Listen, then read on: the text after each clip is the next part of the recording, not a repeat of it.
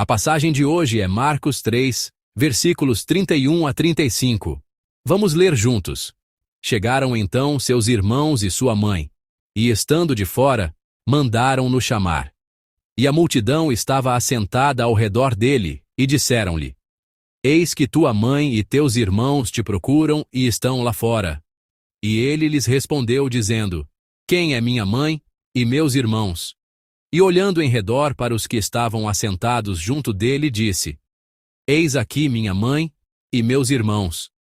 Porquanto qualquer que fizer a vontade de Deus, esse é meu irmão, e minha irmã, e minha mãe. Amém. O Evangelho, tornando-se família novamente, é o título da mensagem que quero compartilhar hoje. Que tipo de sentimento geralmente vem à mente quando vocês pensam na palavra família? Durante a semana passada, fiz uma visita pastoral à inauguração do negócio de um membro da nossa igreja, que pertence ao departamento Bubutel. Os membros da sua célula se reuniram para orar pelo negócio e realizar um culto. O evangelista responsável pela área apresentou um casal do departamento Bubutel que estava presente. Ele nos contou que eles namoravam desde a infância e que o namoro culminou em casamento. Mas o mais importante e especial foi o que ele disse em seguida: que o casal nunca teve uma briga sequer. Vocês não parecem muito surpresos. E de fato, ao vê-los, eles pareciam ser assim mesmo. Era um casal cujo amor um pelo outro era palpável, mesmo para quem estava ao lado. Na verdade, minha esposa e eu também raramente brigamos em mais de 20 anos de casamento. Vocês têm que acreditar em mim.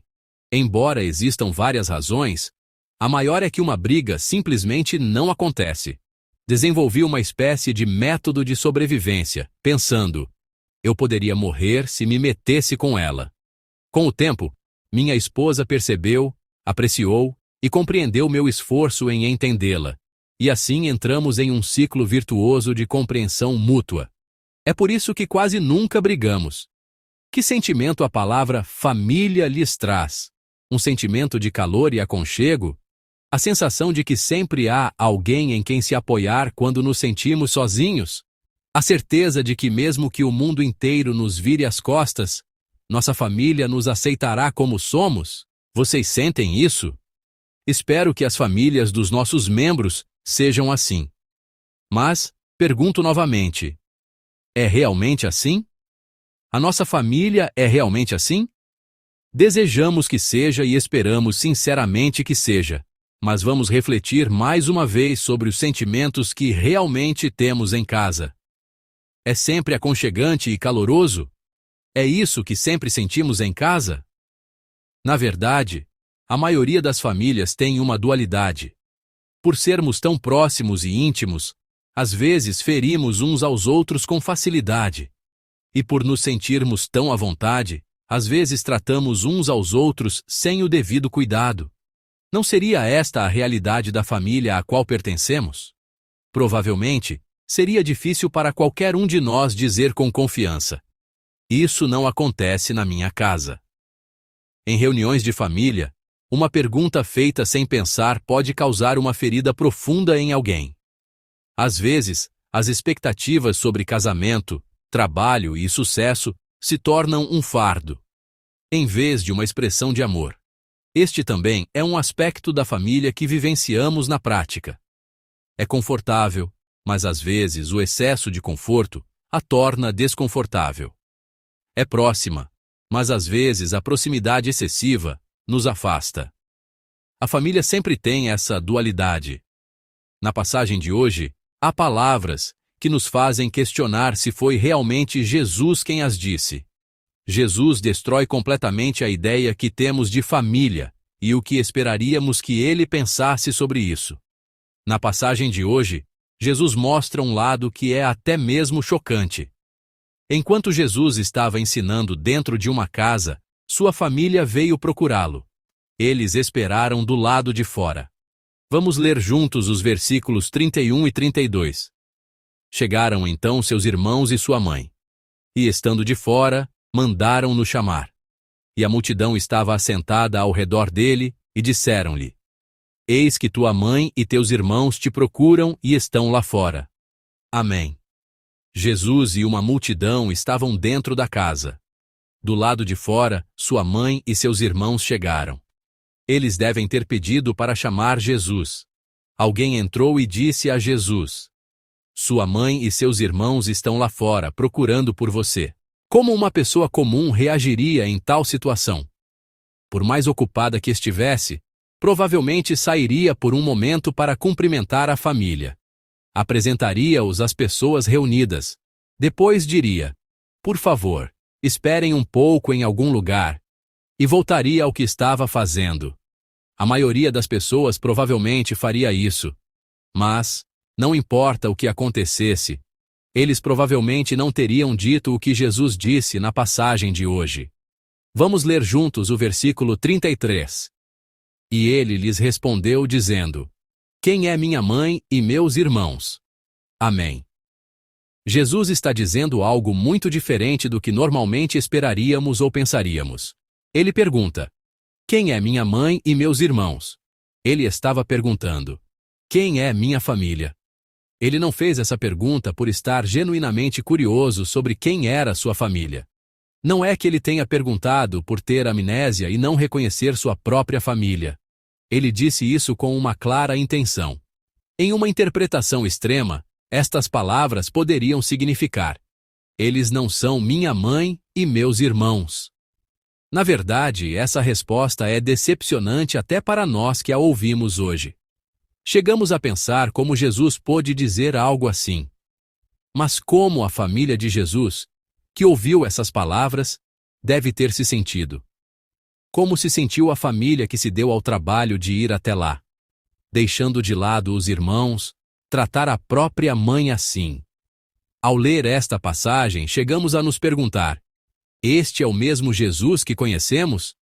As palavras rompimento de laços ou renúncia ao mundo vêm à mente. Será que, por estar tão imerso na religião, ele decidiu organizar sua vida anterior, seus relacionamentos privados e viver uma vida totalmente pública? A ponto de nos perguntarmos se ele está tentando deixar o mundo secular? Se está tentando cortar todos os relacionamentos? Mas, será que este era realmente o coração de Jesus? Será que foi com esse coração que ele disse essas palavras? Será que ele estava mostrando uma resolução firme para deixar sua casa e seus relacionamentos, cortando laços privados para viver longe do mundo? Na verdade, não é isso. Jesus não disse isso para negar sua família e falar de outra, ou para ignorar sua família e criar uma nova. Jesus disse isso para nos ensinar sobre a verdadeira família. Vamos ler juntos os versículos 34 e 35 da passagem de hoje. E olhando em redor para os que estavam assentados junto dele, disse: eis aqui minha mãe e meus irmãos. Porquanto qualquer que fizer a vontade de Deus, esse é meu irmão, e minha irmã, e minha mãe. Amém.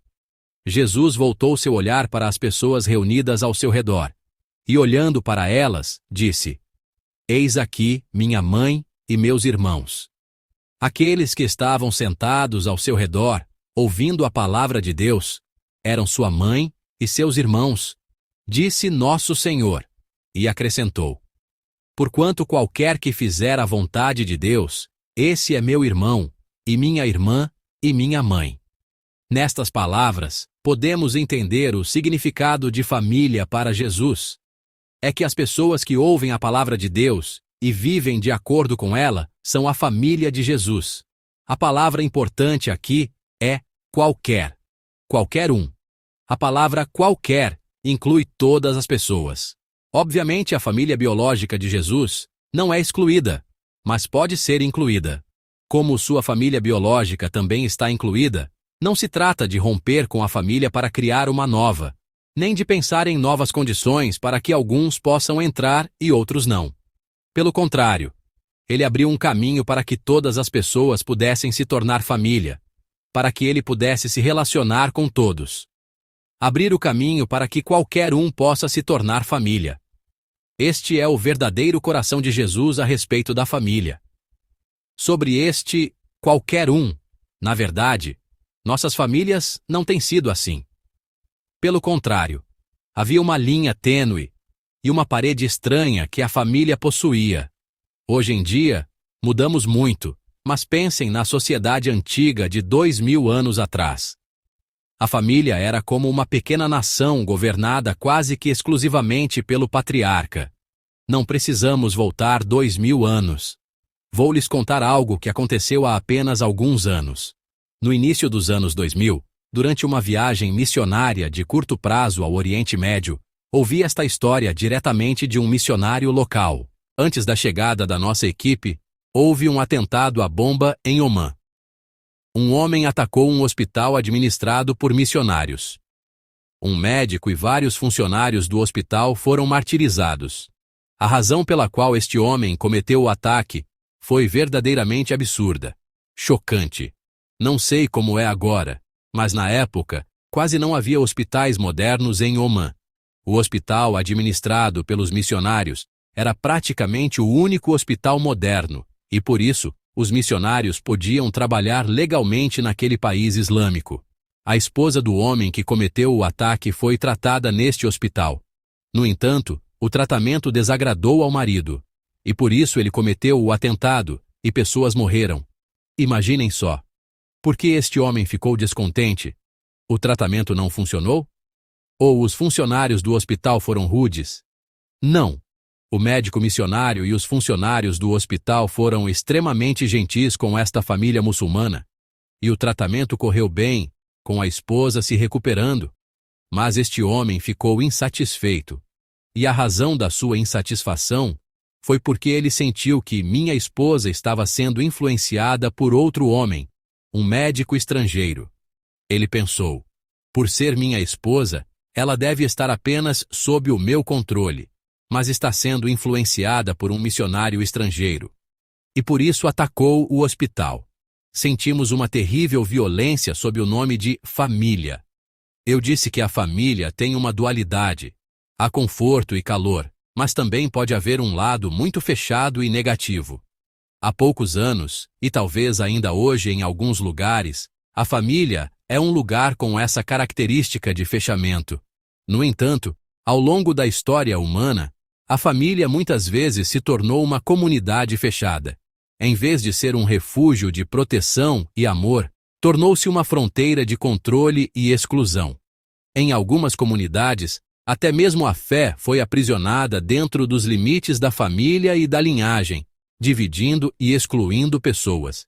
Na verdade, se pensarmos um pouco mais amplamente na Bíblia, já estamos familiarizados com essa mentalidade fechada e rígida. Israel era uma comunidade onde uma família, uma linhagem, era muito valorizada. Eles se referiam a Deus como o Deus de Abraão, o Deus de Isaque e o Deus de Jacó, o Deus dos antepassados. Assim, a religião transmitida através da linhagem e da família, o alto muro que o judaísmo daquela época possuía, parece claramente visível. No nome judeu, o nome de um ancestral já está inserido mais uma vez. A religião dos descendentes de Judá, o judaísmo. É exatamente isso que nosso Senhor queria quebrar na passagem de hoje. A família é algo bom. Há o amor incondicional dos pais pelos filhos, e há um sentimento de segurança e paz que transcende formalidades e etiquetas. Mas as pessoas distorceram essa coisa boa. Transformaram-na em escuridão. Às vezes, foi violenta. Às vezes, dividida. Limitaram e aprisionaram a Deus, tornando-o uma religião apenas para suas famílias, um Deus apenas para seu povo. Para as pessoas que aprisionavam a família e a Deus dentro dessas limitações e amarras, nosso Jesus está abrindo um caminho para que qualquer um possa entrar. O caminho para se tornar irmão e irmã de Jesus, fazendo a vontade de Deus, está finalmente se abrindo. Mesmo que não tenhamos um sobrenome específico, mesmo que não sejamos descendentes de um antepassado em particular, nosso Senhor abriu o caminho para que qualquer um possa ser irmão e irmã de Jesus, para que qualquer um possa se tornar uma família com Jesus. Família. Na verdade, O propósito da vinda de Jesus a esta terra foi exatamente este: formar uma família, tornar-se família novamente. Família de quem? A família de Deus. O sonho que o Filho de Deus veio realizar na terra foi formar a família de Deus. Fazer com que nos tornássemos novamente a família de Deus. Tornar-se novamente a família de Deus. Esta é a essência do Evangelho. Paulo fala sobre essa família em Gálatas 4, versículos 6 e 7, que conhecemos bem. Vamos ler juntos, acompanhando na tela. E porque sois filhos, Deus enviou aos nossos corações o Espírito de seu Filho, que clama: Abba, Pai. Assim que já não és mais servo, mas filho, e se és filho, és também herdeiro de Deus por Cristo. Amém. Nosso Senhor veio a esta terra para nos devolver a Deus como nosso Pai, e Ele uniu como família, como irmãos e irmãs, todos aqueles que chamam a Deus de Pai. Assim, nos tornamos família novamente. Assim, todos nós nos tornamos a família de Deus. Amados santos, na passagem de hoje, alguém que é claramente da família de Jesus está do lado de fora da casa, e pessoas que ninguém diria que são da família estão do lado de dentro. O que estava dentro e o que estava fora foram trocados de lugar. O povo de Israel sempre se considerou como estando dentro da casa. Mas o pensamento de Deus é diferente. O caminho para se tornar parte da família de Deus, dentro da casa de Deus, está aberto a todos, mas se não fizermos a vontade de Deus, não podemos entrar. Este é o coração de Deus. O povo de Israel considerava os gentios como pessoas de fora da casa. Mas, novamente, o pensamento de Deus é diferente. O caminho para entrar na casa de Deus, para se tornar família de Deus, está aberto para que qualquer um possa entrar. Qualquer um que fizer a vontade de Deus pode entrar na casa. Amados, onde estamos agora? Estamos dentro de casa ou do lado de fora? Que todos nós possamos entrar na casa de Deus, que Ele abriu para que qualquer um possa entrar, em nome do Senhor. Eu os abençoo. E os abençoo mais uma vez para que entrem ainda mais fundo. Nosso Jesus veio a esta terra para nos tornar novamente a família de Deus.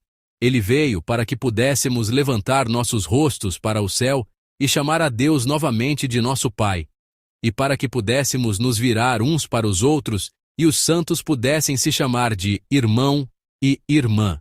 E ele carregou a cruz.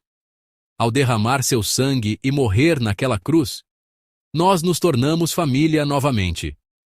Nós somos a família de Deus.